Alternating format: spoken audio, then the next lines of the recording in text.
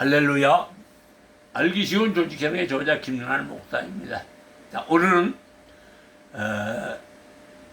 교회론 8번째 시간으로 교회와 성례전에 대해서 공부해 보도록 하겠습니다.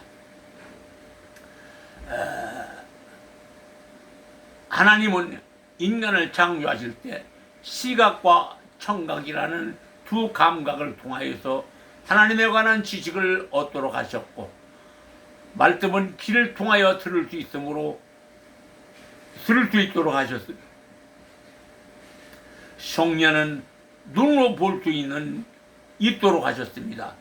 눈은 귀보다 더 감각적이기 때문에 하나님은 성례를 말씀에 추가하심으로 죄 있는 인간을 도우셨다는 논리입니다. 말씀으로 귀에 들려준 진리는 성례전에서 상식적으로 눈에 제시되는 것입니다. 그러므로 그리스도인들이 생활에 있어서 처음부터 성례전은 중요한 위치를 차지하였습니다.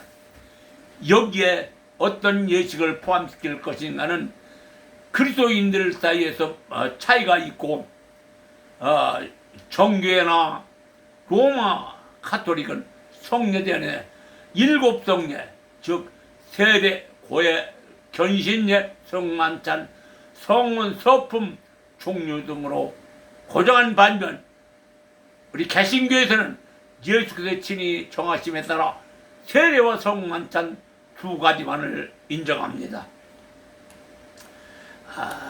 그러면 여기서 첫째, 성례의 정의를 알아보겠습니다. 성례라는 말은 성경에는 없습니다.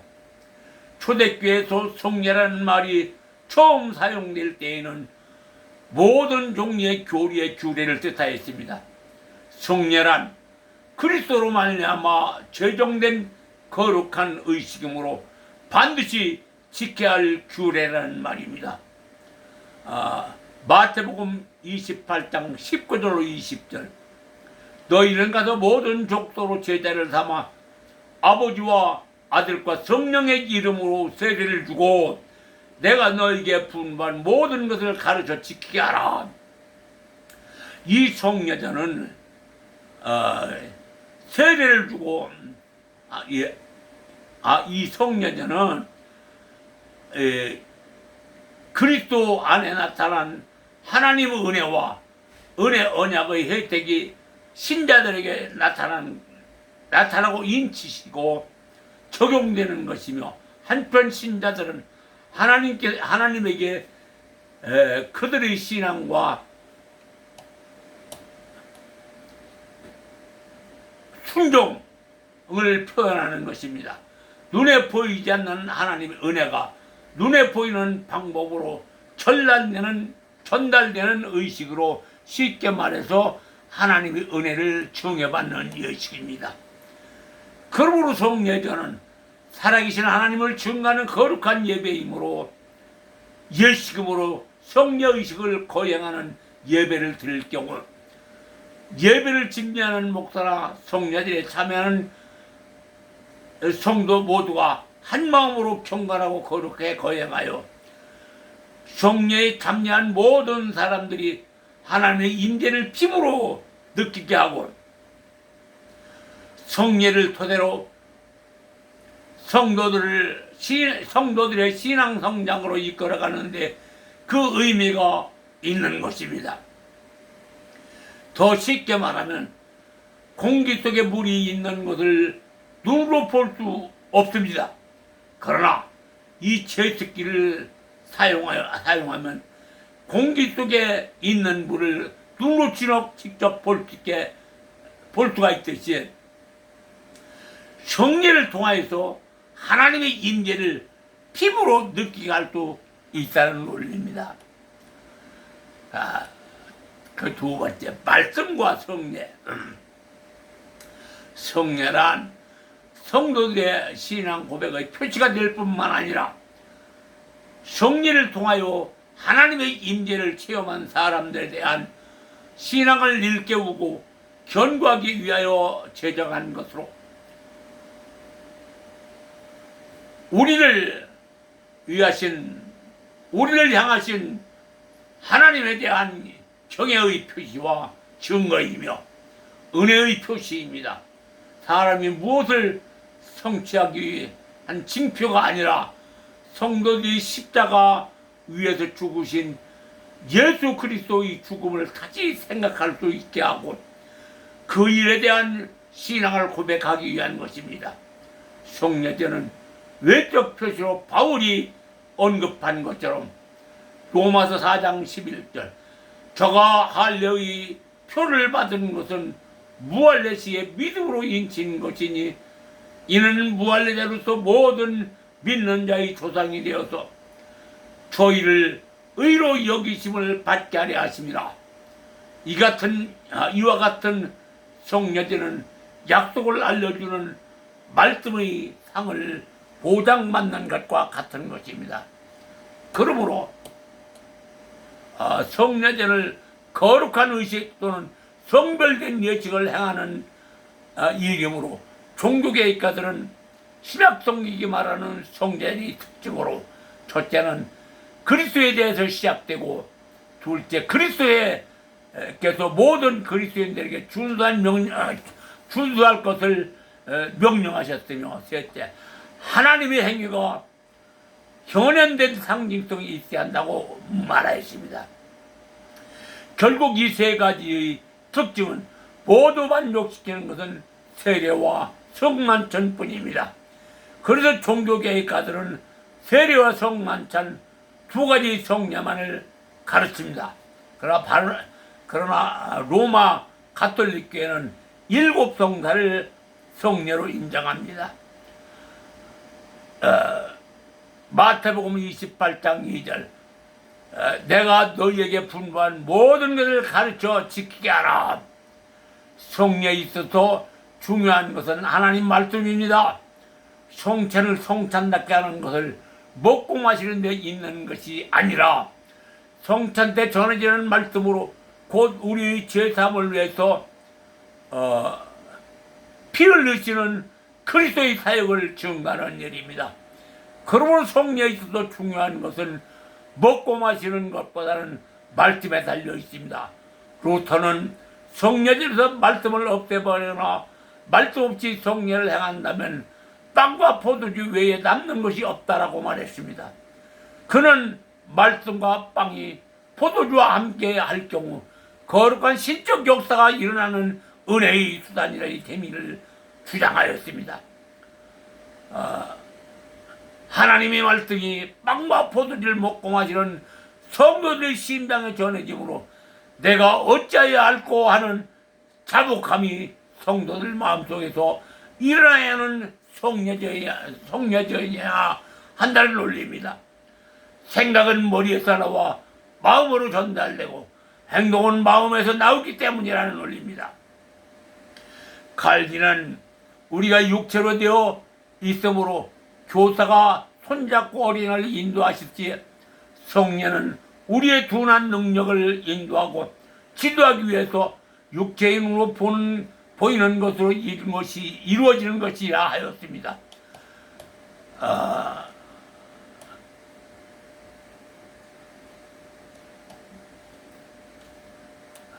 성례와 함께 말씀의 중요성을 강조하기 위하여 신앙은 하나님 말씀을 기반으로 세워집니다.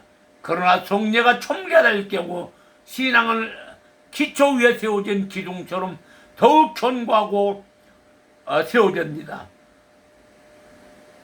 성례란 언약들의 증표로서 하나님의 말씀인 복음의 신빙성을 더욱 확실하게 세워주는 역할을 합니다. 성례제를 집전하는 목사는 반드시 진리의 말씀을 낭독하여 주므로 성도들이 마음을 경건하게 하여 성도들이 마음을 다잡아 자신이 거룩한 하나님의 성례전에 참여한 것을 감격한 마음으로 성화의 중요성을 깨닫는 기회가 되게 해야 합니다.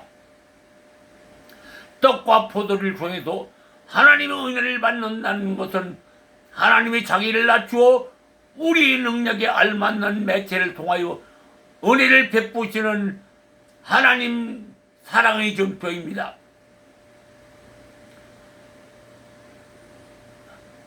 그러므로 말씀 없는 성례는 있을 수 없습니다.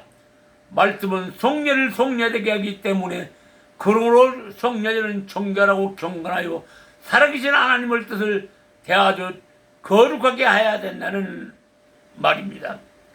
성례자들이 낭독한 말씀은 고린도전서 11장 17절로 14절 말씀을 낭독하시기 바랍니다. 그 다음 세 번째, 성례전과 성령. 루터파 교리에 의하면 성령은 신앙을 일깨우고 강화시키기 위해서 주어진다는 것입니다. 따라서 성례를 집행하되 성례를 통해서 주어질 약속들을 믿는 신앙이 반드시 동반되어야 한다는 것을 가르치고 있습니다. 마태복음 27장 20절, 내가 너희의 분부한 모든 것을 가르쳐서 지키게 하라. 말씀을 바르게 가르치지 못하여 성녀들의 의미가 하나님의 약속이 신앙으로 받아들이지 않는 성례자는 무가치합니다. 그러므로 성령의 거양시 반드시 신앙이 수반되어야 하며 이 신앙은 성령에 의해서 이루어집니다. 신앙을 창조하는 성령은 말씀과 성례전을 방편으로 해서 성령의 임재를 가르칩니다. 성령의 역사가 없으면 말씀은 단순히 귀를 때릴 뿐이요 성령도 다만 눈앞에 전시될 뿐이라는 의미입니다. 성례와 성례의 본래 목적을 이루려면 성령이 오셔서 성도의 생각에 파고들어와 마음을 감동시켜야 하며 이 성례전을 향하여 마음의 문을 열어야 합니다.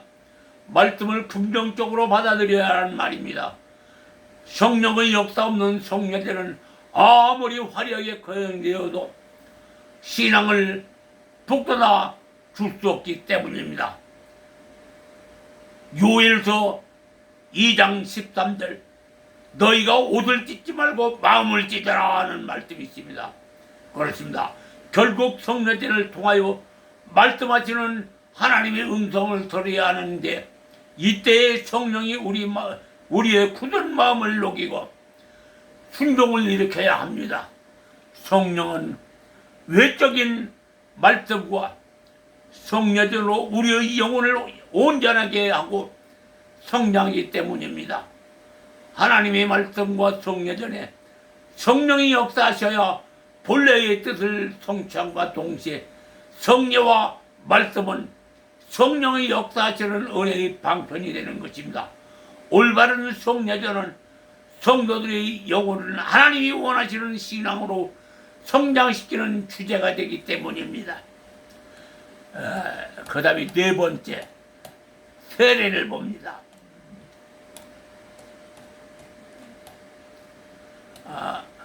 그리스도 교회가 복음의 선포를 통해서 교회로 부름받듯이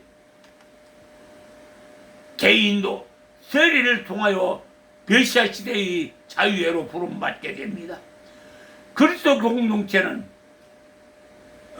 세례를 통하여 한 인간의 삶 속에서 하나님의 통치의 시작을 실증하고 통치의 비례를 향한 공통적 회개를 촉구합니다. 예수 그리스도의 이름에 의한 세례를 통하여 신자들을 공적으로 예수 그리스도와 친교 속에 들어가기 때문입니다.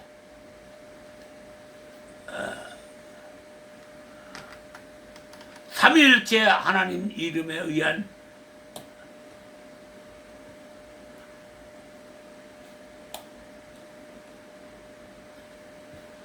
삼위일체 하나님의 이름에 의한 세례를 통해서 신자들은 동시에 하나님의 삼위일체 역시 신앙이 바르게 세워지는 것이고 신자들은 성례제를 거룩하게 맞을 준비를 하게 됩니다. 그러므로 개인의 세례의식도 하나님의 명령으로 지정된다는 것입니다. 마태복음 28장 19절로 20절 너희는 가서 모든 족속으로 제자를 삼아 아버지와 아들과 성령의 이름으로 세례를 주고 내가 너희에게 분부한 모든 것을 가르쳐 지키게 하라. 그렇습니다. 성도들은 세례를 통하여 기독교의 정체성을 회복되어 간다는 논리입니다. 로마서 13장 6장 3절로 11절 무릇 그리스도 예수 아파요 세례를 받은 우리는 그의 죽으심과 아파요 세례받은 줄을 알지 못하느뇨. 그러므로 그의 죽으심과 아파요 세례를 받음으로 그와 함께 장사되었나니 이는 아버지의 영광으로 말미암아 그리스도를 죽은 자 가운데서 살리심과 같이 우리로 또한 새 생명 가운데서 행하게 하려 하심이라. 세례를 통하여 기독교의 정체성을 회복되어 신앙을 굳게 세워 차츰 신앙이 되어갑니다. 고린도전서 12장 13절 우리가 유대인이나 헬라인이나 종이나 자유자나 다 한 성령으로 세례를 받아 한 몸이 되었고 또 다 한 성령을 마시게 하셨느니라.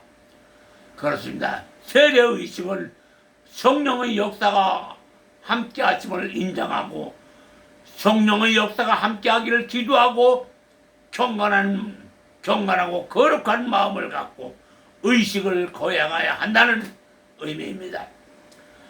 그 다음 성경에서 가르치는 세례의 의미. 첫째, 세례는 삶의 전환기를 가져옵니다. 갈라디아 3장 27절로 29절 누구든지 그리스도여 합하여 세례를 받은 자는 그리스도로 옷 입었느니라. 너희는 유대인이나 헬라인이나 종이나 자유자나 남자나 여자 없이 다 그리스도 안에서 하나이니라. 너희가 그리스도에 족한다면 곧 아브라함의 자손이요 약속대로 유업을 이을 자니라. 그렇습니다. 세례를 믿음으로 이제 제사장에서 육신의 연락보다는 하나님의 말씀으로 새로운 길을 가야 한다는 각오가 서야 합니다. 그러므로 세례는 단 이례로 끝내야 하는 것입니다. 두 번째, 예수 그리스도 함께 죽고 예수 함께 사는 삶을 의미합니다. 베드로전서 3장 18절 그리스도께서 한 번 죄를 위하여 죽으사 의인으로서 불의한 자를 대신하였으니 이는 우리를 하나님으로 인도하려 하심이라. 육체로는 죽임을 당하시고 영으로는 살리심을 받았으니라. 이 말씀을 묵상하여 보면 한가는 천주교에서 영세받고 침례교에서 침례받고 장로교에서 세례받는 잘못된 행위를 바로잡는 길은 목사들에게 조직신학을 제대로 가르치고 배우는 것 외에는 별다른 대책이 없습니다. 세례는 삼일째 하나님 이름으로 행함으로 처음으로 신자됨을 고백하는 거룩한 의식이므로 이래로 욕합니다. 신자가 받는 세례는 세상 인연과 단절하겠다는 의식이므로 삼일째 하나님 이름으로 하는 성례이기 때문에 영세나 침례나 세례 어디서든 단 이래로 끝내야 합니다. 그 다음에 세 번째, 세례는 구속의 의미를 나타냅니다. 골로새서 1장 14절 그 아들 안에서 우리가 구속 곧 죄사함을 얻었도다.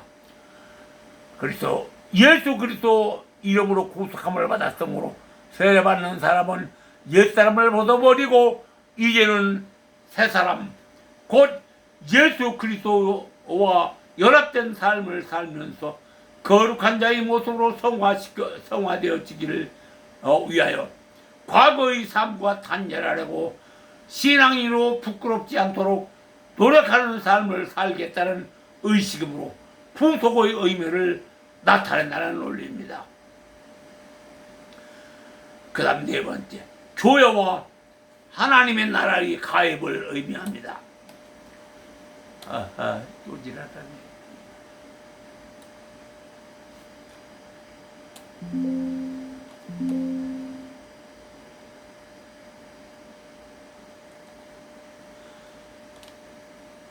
히브리서 8장 10절로 12절 주께서 가라사대 그날 이후 내가 이스라엘 집으로 세울 언약이 이것이니라. 이것이니 내 법을 너희 생각에 두고 저희 마음에 이것을 기록하라. 나는 저희에게 하나님이 되고 저희는 내 백성이 되리라.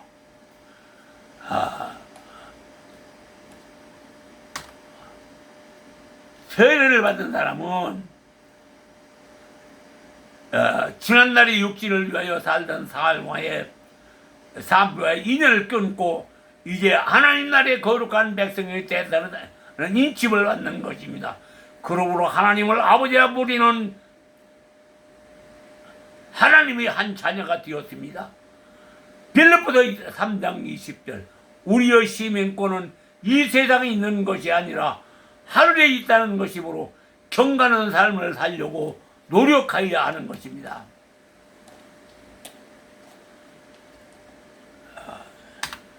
그 다음에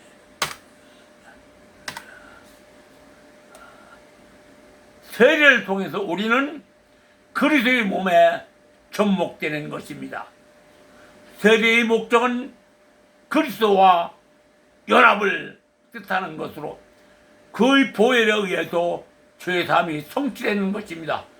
그러므로 세례란 그리스도의 죽으심과 다시 사심에 접붙여지는 것을 확정하고 표시할 뿐만 아니라 그리스도와 연합하여 그의 모든 축복을 나누어 가짐을 확정하고 표시하는 것으로 하나님의 자녀된 자신을 자각하고 신앙 성장을 위해서 절연한 의지를 갖게 되는 동기부여가 되기도 합니다. 그러므로 신자가 되기 위하여 세례는 반드시 필요한 성례전이기도 합니다. 세례를 통하여 이제는 예수 그리스도의 신자가 되므로 성도로서의 의무를 가지는 출발점이 세례가 되는 것입니다. 그 다음 유아세례에 대해서 유아세례란 그 아이들을 위한 부모의 신앙입니다. 유아세례는 은혜의 표징이고 은혜의 표징이 결과가 아니고 부모의 선행하는 신앙의 표징입니다. 따라서 유아세례는 반드시 주장될 수도 없습니다.